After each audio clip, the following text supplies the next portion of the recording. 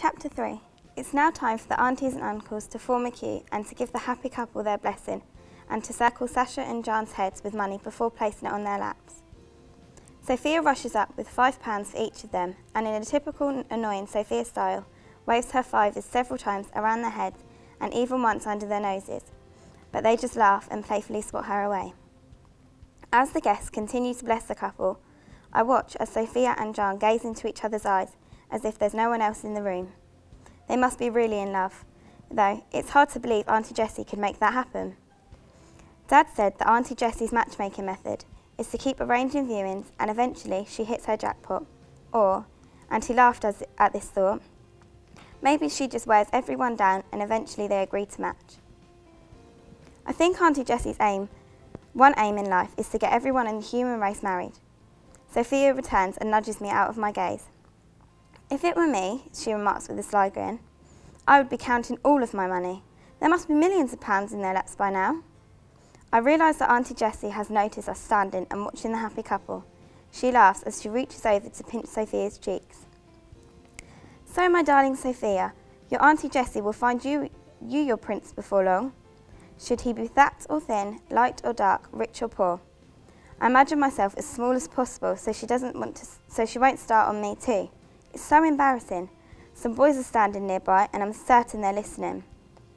Please don't say anything to me about husbands, I pray silently. No, Auntie, I would choose my own husband, Sophia announces proudly, and all the ladies laugh. I can see Sophia is wild about them laughing at her, so I drag her away from the group before she says something rude. Ha! What do those old ladies know? They don't know me. To them, I'm just a little girl, she shouts as I push her towards the empty corner. Auntie Jessie would need several years to prowl the whole planet to find someone good enough to marry me. I know thousands and thousands of boys who probably already told Auntie Jessie that they are desperate to go out with me. Why wouldn't they? I'm gorgeous. But I don't really need any help or any introduction. I already have a queue of boys who want to be my boyfriend. I'm a good catch. Oh, Sophia, calm down and stop exaggerating. Before I could finish, she stomps off.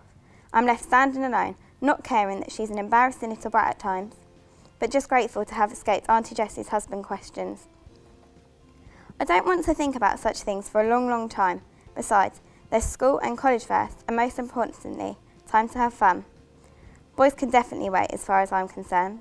Sophia, on the other hand, at just 10 years old, has already planned her fantasy wedding day. I don't want a traditional Indian wedding, she'll say. My dream wedding is me in a fairy tale ballerina dress, with millions and zillions of sequins sewn on by an army of people madly stitching for weeks and weeks. It would have a sweetheart neckline and be fluffy with a train 100 metres long. Sophia is still such a kid. She thinks being married is all about the wedding day and forgets it's really about the wedding being the first day of the rest of your life. I look for my friends. The party is going strong. Everyone is dancing and having fun, even the older people. Pushing my way through the dance floor, I find Sarah, who is giggling and whispering behind her hand, looking at the boys with the other girls our age. Isn't Sasha beautiful? Sarah gasps when she sees me. They're so much in love. I laugh and nudge her. I can't believe these girls. They just can't get enough romance out of the occasion. I spot Sophia, who has obviously forgotten about being laughed at, as she's now sat bang in the middle of the dance floor. She loves bhangra music. She knows she's not the best dancer, but watching and copying other guests, she's freestyling, screwing and unscrewing light bulbs like the best of them. Fancy a dance? I hear Davy say to Sophia. He's Sasha's gormless, weedy cousin. In your dreams, says Sophia, grabbing his arm and twisting it behind his back. Ouch! How did you learn to do that? Come on, let's have a dance, Davy pleads. Come back when you're older, she says, releasing his arm. She sees me watching her, and I shake my head at her in warning. What? She shrugs and gestures all innocently.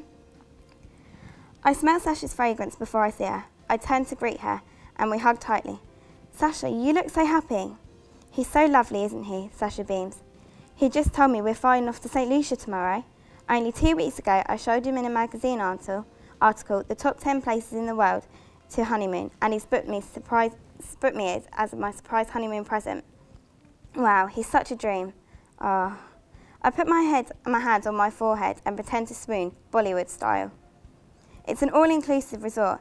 You know, you don't have to pay for anything. Oh, I just can't wait. He's even bought me a D&G bikini. Wow, can I come? Interrupts Sophia brightly. We ignore her and she goes off muttering something about asking Jan. I feel so lucky. I hope you're as lucky as me when your time comes.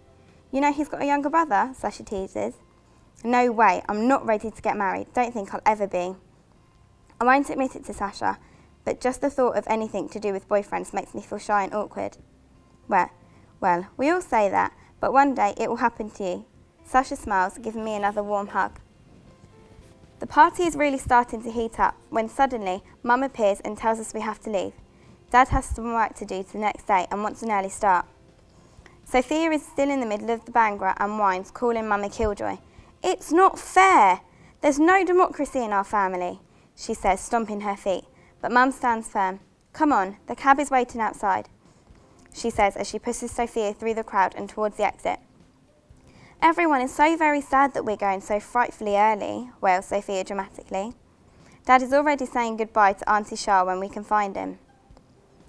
The girls are tired and Shakar has work to do tomorrow, Mum says, and it's a bit of a drive from here back to East London. No, I'm not. Please, let's stay, Mum, please. It's not fair. No one else is going. Please let me stay for just 5 more minutes, Sophia pleads. She kind of gets her way in the end, as with all the hugs and kisses goodbye, it takes 25 minutes to escape.